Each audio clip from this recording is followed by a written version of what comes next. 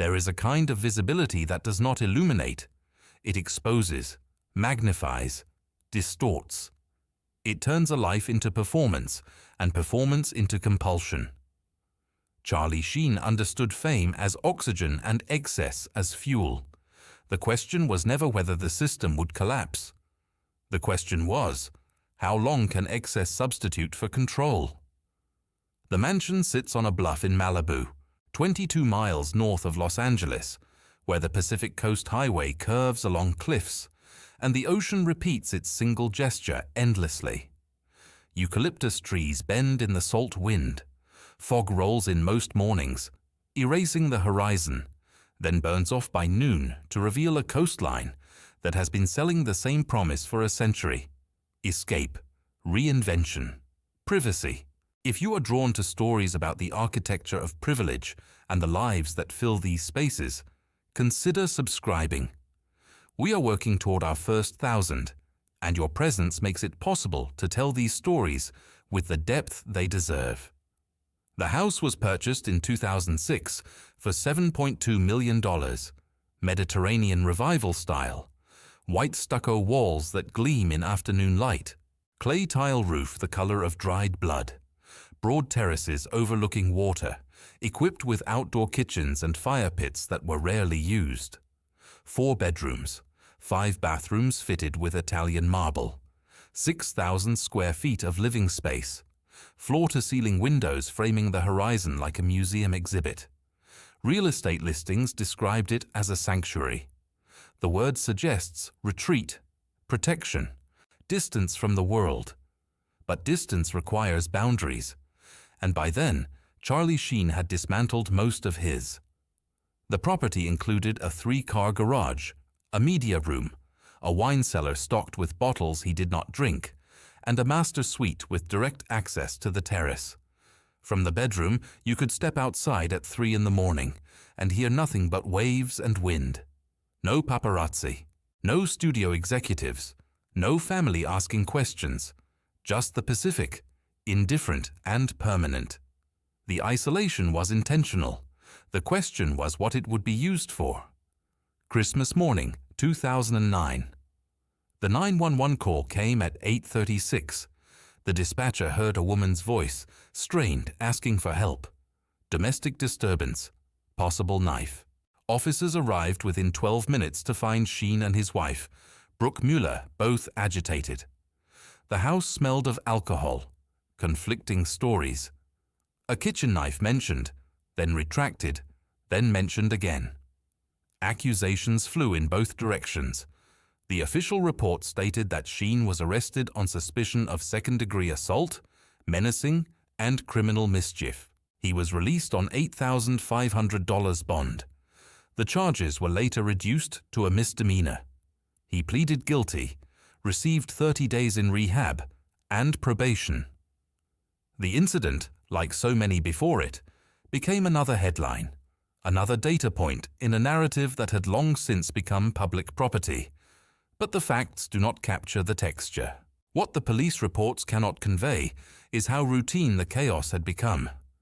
This was not the first 911 call from a Sheen residence. It would not be the last. The pattern had established itself years earlier. What changed was the frequency, the intensity, the decreasing intervals between incidents.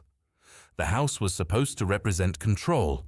Instead, it had become a stage for its absence. Stand in the driveway of that house. The ocean is 70 yards away. The sound never stops.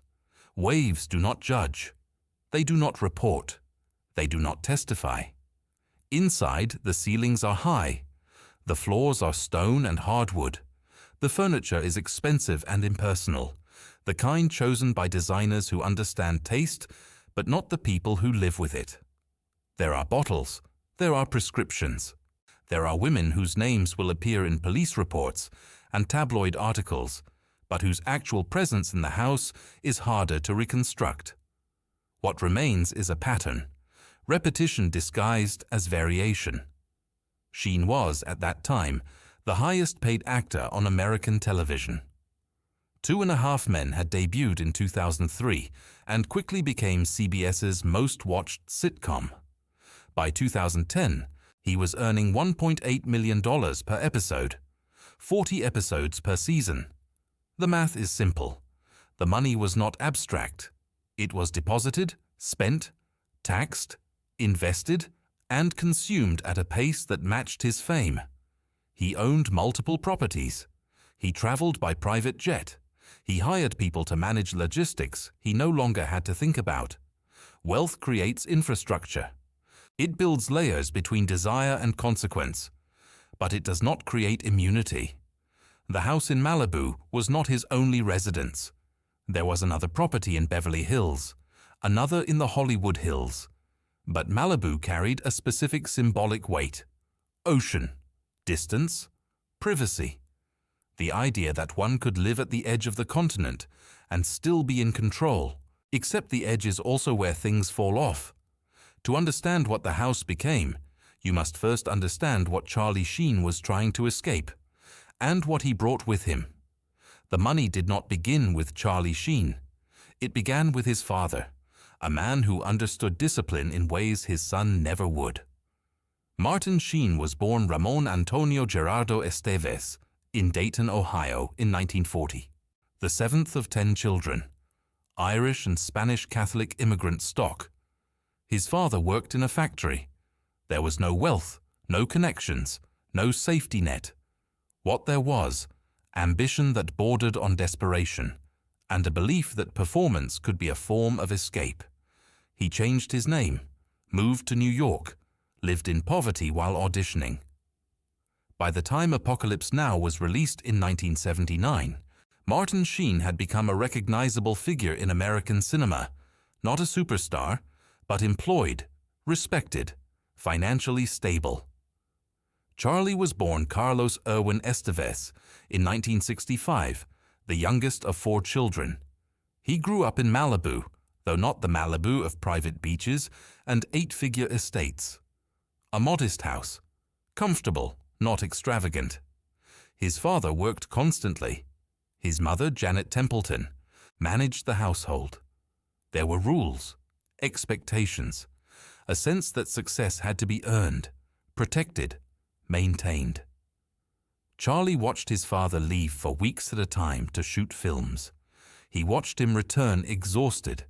He absorbed the lesson that acting was work, but he learned a different lesson as well: that performance could be a mask, and that behind the mask you could be anyone. He did not finish high school, expelled weeks before graduation for poor grades and attendance. By then, he had already decided he would act. The surname Sheen was adopted in 1984, following his brother Emilio's example. The Esteves name carried weight, but the Sheen name carried speed. It signaled intention. He wanted to move faster than his father had. His first major role came in 1986, Platoon. Oliver Stone directed. The film earned critical acclaim and commercial success. Charlie Sheen played Chris Taylor, a young soldier navigating the moral collapse of the Vietnam War. He was 20 years old. The performance was raw, unpolished, effective. The film won Best Picture at the Academy Awards. Charlie did not win anything, but he was suddenly visible. Agents called. Scripts arrived. The trajectory had begun.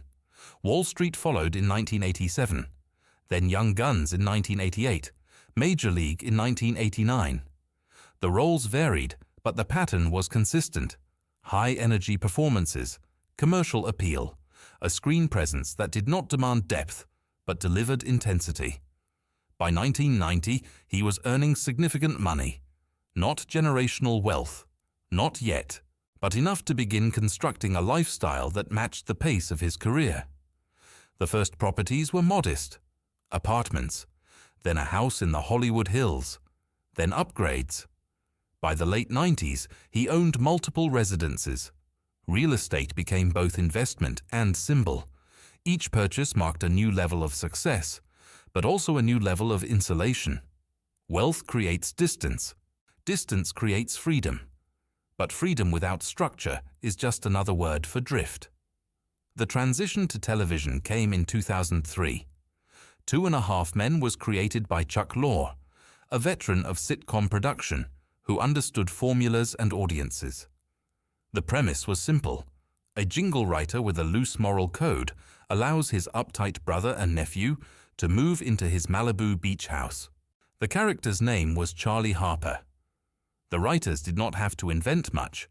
They borrowed liberally from Sheen's public persona, the drinking, the women, the refusal to grow up.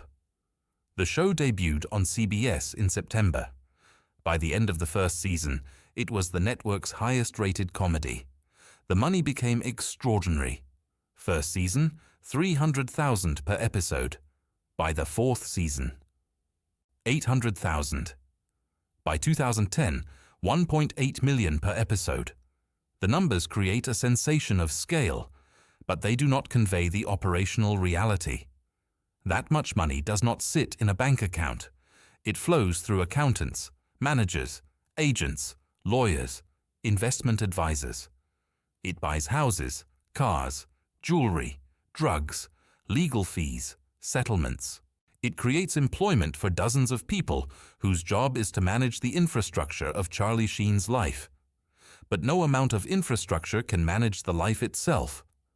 The Malibu house was purchased during the show's peak. The logic was simple. He was playing a character who lived in Malibu. Why not live there in reality? The line between Charlie Harper and Charlie Sheen had been blurring for years. The house made the blur complete. This is where the show should have ended. This is where the life should have stabilized. This is where control should have reasserted itself. Instead, the house became a laboratory for testing how far excess could extend before it stopped being excess and became simply the baseline. By 2008, the house had settled into a rhythm. Not routine, rhythm. Routine implies predictability. What happened in that house followed patterns, but the patterns were chemical, not chronological. The staff came in shifts, a housekeeper 3 days a week, a chef on call, a personal assistant whose job description included tasks that were never written down, security personnel who understood that discretion was more valuable than vigilance. The house required maintenance, but more than that, it required silence. Silence about what arrived, silence about who visited, silence about what happened after midnight when the lights were still on and the music was still playing. Mornings when they happened were slow. The master bedroom faced east, which meant sunlight at dawn. But dawn was rarely witnessed. Sleep schedules had detached from the sun.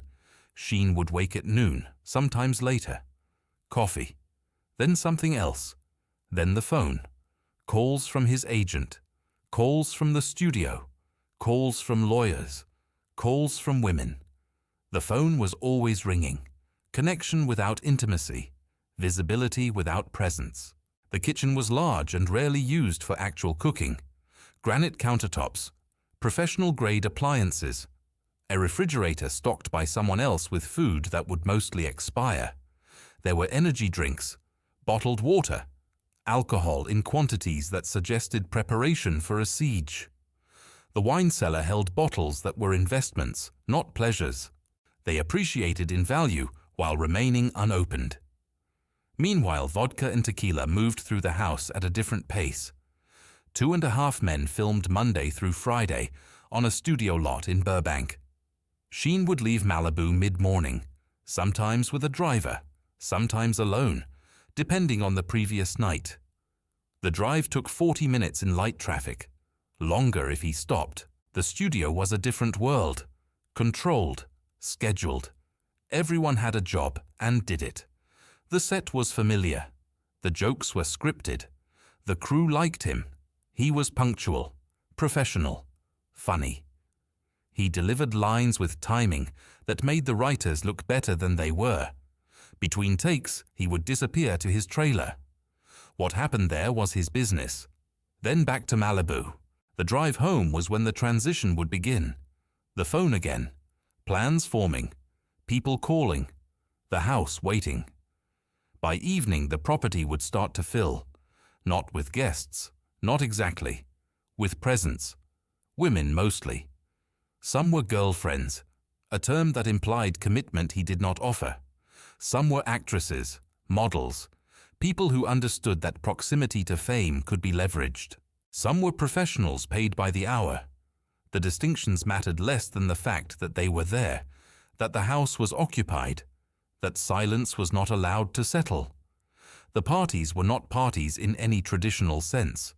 No invitations, no guest list, no end time.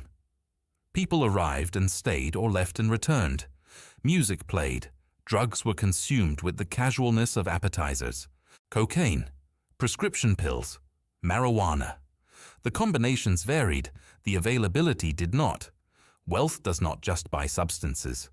It buys infrastructure, dealers who deliver, doctors who prescribe, lawyers who defend, publicists who spin.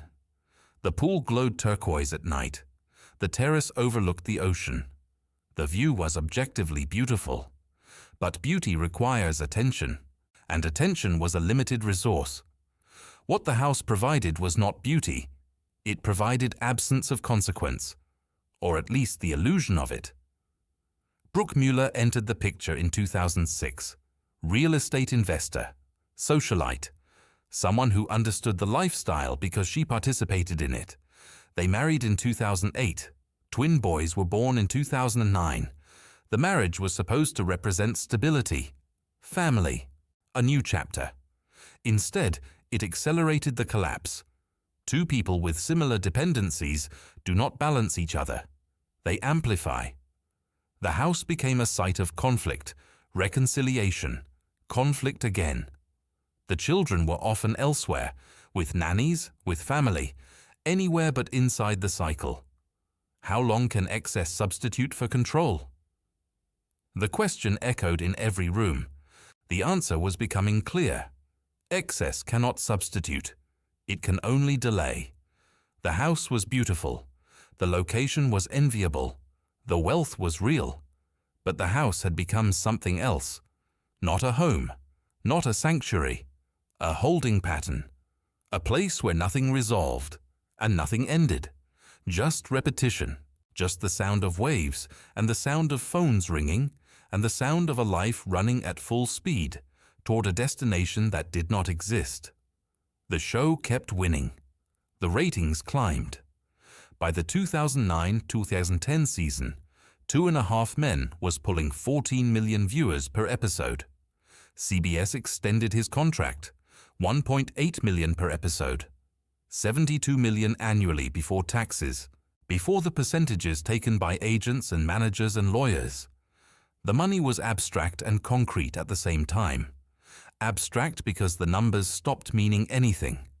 Concrete because it kept arriving, week after week, deposited into accounts that funded a life designed around the principle that limits were for other people. But something had shifted. The incidents were becoming public in ways they had not been before. Christmas 2009 was national news, not just tabloid fodder, actual news. CNN covered it. The Today Show discussed it. The arrest photo circulated. In the photo, he is smiling. Not defiant, not ashamed, just smiling. The image suggested either total confidence or total detachment. Perhaps both. January 2010. Sheen entered rehab. Not court-ordered. Voluntary, technically. Promises Treatment Center in Malibu. 30 days. The facility was less than 5 miles from his house. Close enough that the irony was unavoidable. He completed the program, gave interviews about sobriety and second chances, returned to work. 2.5 Men resumed production. The audience did not care. The ratings held. The show was a machine, and he was the engine, and as long as the engine ran, the machine continued. But engines wear down. October 2010, Plaza Hotel, New York City. Sheen was in the city for meetings. He checked into a suite. What happened next depends on whose account you believe. The official story, a woman named Capri Anderson, an adult film actress, accompanied him to the hotel. Alcohol was consumed. Cocaine was allegedly present. At some point, the situation escalated. Anderson locked herself in the bathroom and called security. Security called police.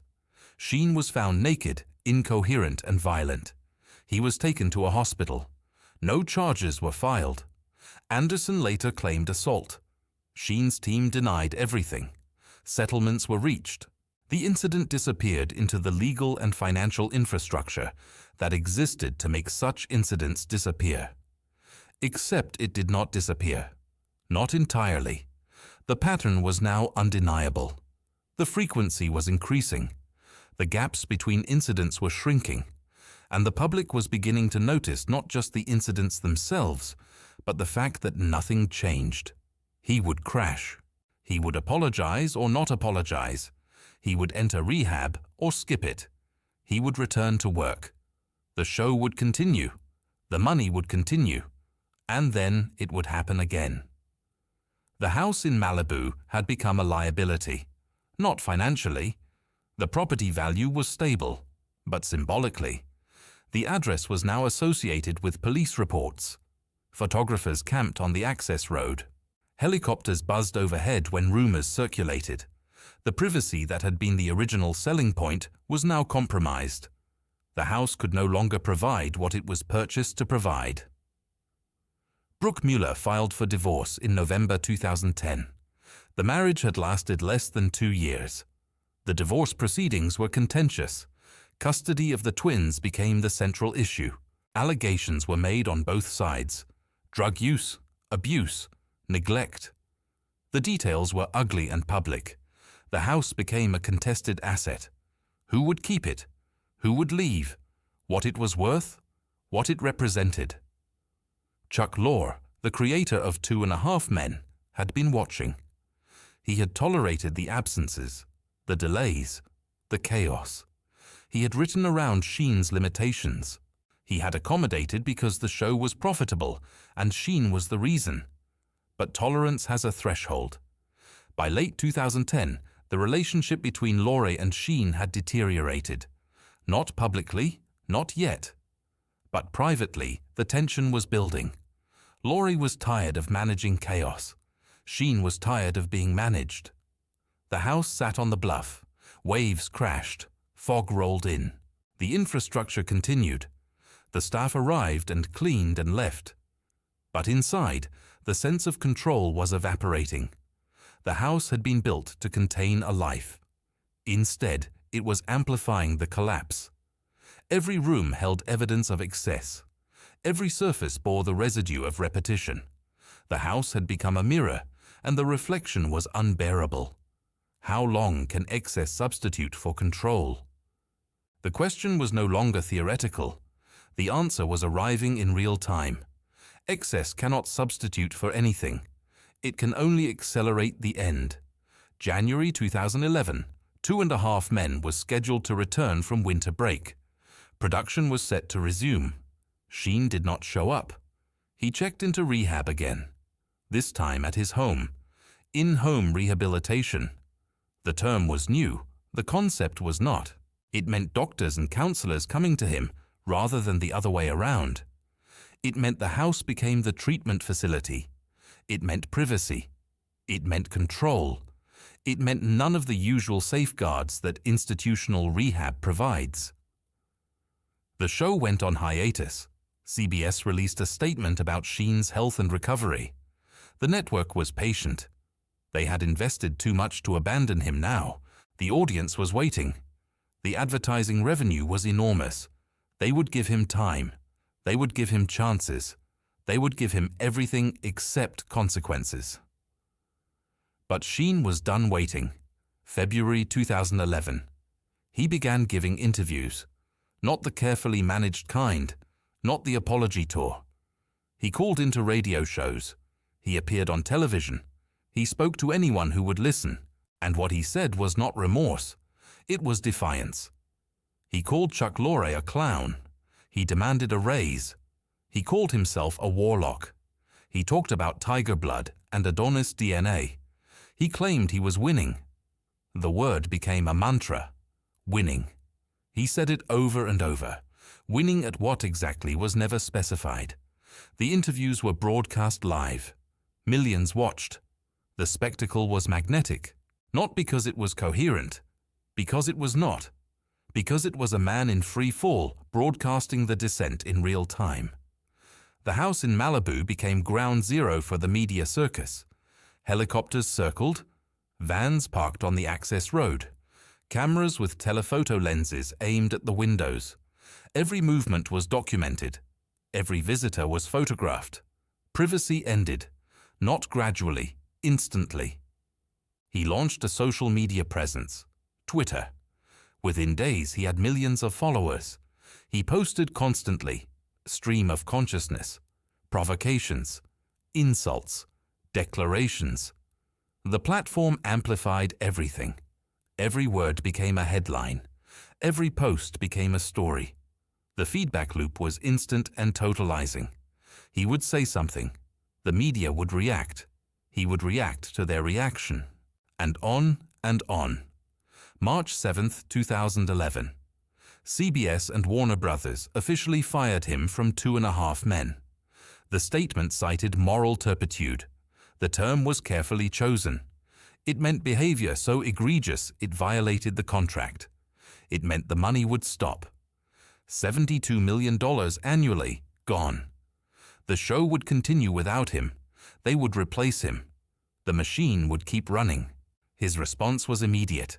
He filed a lawsuit. $100 million in damages. Wrongful termination. He gave more interviews. He announced a tour. Charlie Sheen Live, My Violent Torpedo of Truth. 20 cities. Theater venues. Tickets sold out in minutes. Not because people wanted to support him, because they wanted to witness the wreckage. The tour began in Detroit on April 2nd. The show was chaos. No script, no structure, rambling monologues, videos that made no sense. The audience booed. People walked out. Reviews were devastating. He cancelled some dates, retooled others, finished the tour anyway. The performances were not performances. They were exhibitions. A public dissolution presented as entertainment.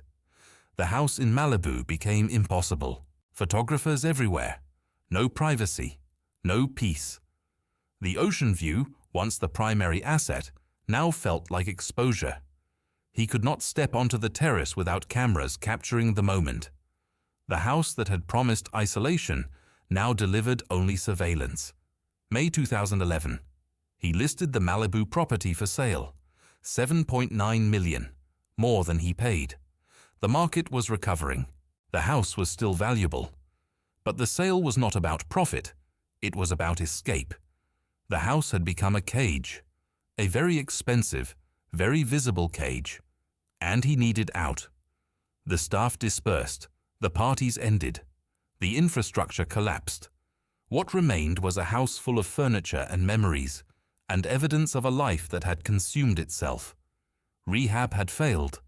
Apologies had failed. Defiance had failed. The only option left was distance. Sell the house. Erase the association. Start over somewhere else. Except starting over requires stopping first. And stopping was not something Charlie Sheen knew how to do. The Malibu house sold in October 2011 for approximately $7 million, slightly under asking price. The buyer was not famous. The transaction was quiet. The house would be renovated. The traces erased. It would become someone else's sanctuary. But the question remained unanswered. How long can excess substitute for control? The house had provided the answer. Excess cannot substitute. It can only mask. And masks eventually fall away. The house was gone. The show was gone. The marriage was gone. What remained was the infrastructure of fame, without the structure that had supported it. Charlie Sheen still had money, still had properties, still had agents and lawyers, and people who returned his calls. But the center had collapsed. 2.5 Men continued without him. Ashton Kutcher replaced him. The ratings dropped, but the show survived. It ran for 4 more seasons. The machine proved it did not need him after all. It had needed his image, his energy, his willingness to blur the line between character and self. But the machine was adaptable. It could find another engine. The lawsuit was settled. Details were not disclosed. He received a portion of what he claimed he was owed, not the full 100 million, a fraction, enough to declare a kind of victory, enough to fund the next chapter. But the settlement came with conditions, confidentiality clauses, non-disparagement agreements, the legal infrastructure doing what the personal infrastructure could not, imposing silence. He moved to a different house, not Malibu, Mulholland Estates, a gated community in Beverly Hills, more secure, more isolated, less visible from the street. The new property had guards at the entrance, high walls, fewer windows facing outward, the architecture of defense, not display. The lesson had been learned partially. Privacy required barriers, but barriers cannot protect against internal collapse. The next years were quieter, not stable, quieter. There were new relationships, new projects. A sitcom called Anger Management began airing in 2012. He played a therapist with anger issues. The irony was obvious and intended. The show ran for 2 seasons, 100 episodes. It was profitable. It was forgettable. It proved he could still work, still draw an audience, still deliver lines. But it also proved something else, that the peak was behind him, that what remained was maintenance. That fame could sustain itself on momentum, but momentum eventually runs out. 2015. He announced on national television that he was HIV positive. He had been diagnosed 4 years earlier. He had paid people to keep quiet about it. Settlements. Blackmail, he called it. The announcement was positioned as taking back control of the narrative, but it was also an admission that secrets have weight, that silence has a price, that the infrastructure required to maintain privacy had become unsustainable. The public response was mixed: sympathy, judgment, speculation about who else knew, who else might be at risk. The revelation recontextualized the chaos of the previous years, the paranoia, the erratic behavior, the refusal to slow down. It did not excuse anything, but it explained some things. He had been running from a diagnosis, running toward oblivion, using excess to drown out the noise of knowledge he could not accept. The financial reality became clearer over time. The wealth was real, but not infinite. Child support payments, legal fees, settlements, medical expenses, property maintenance, staff salaries. The infrastructure required to sustain multiple households and multiple lives. Wealth flows out as easily as it flows in, faster sometimes. He sold properties, downsized. The Beverly Hills house was listed, then another. The real estate portfolio that had once represented ascension now represented retreat. The Malibu house had been renovated by its new owners. New paint, new furniture, new lives unfolding inside walls that had witnessed collapse. The ocean still crashed against the rocks. The fog still rolled in. The property still commanded millions of dollars in value. But the association with Charlie Sheen had faded. The house had moved on. Real estate does not carry memory, only people do. His father, Martin Sheen, gave occasional interviews. He spoke carefully. He loved his son. He worried about his son. He could not save his son. No one could. The pattern had been set too early, reinforced too often, rewarded too consistently. Fame had removed the boundaries that ordinary lives provide. Wealth had removed the consequences that ordinary mistakes carry. And by the time anyone realized what was happening, the momentum was too great to stop. The question echoes: how long can excess substitute for control? The answer had been delivered over years, in increments, through incidents that accumulated into a pattern that became a life. Excess cannot substitute. It can only delay, distort, destroy. Control requires boundaries. Boundaries require limits. And limits were the one thing Charlie Sheen never accepted.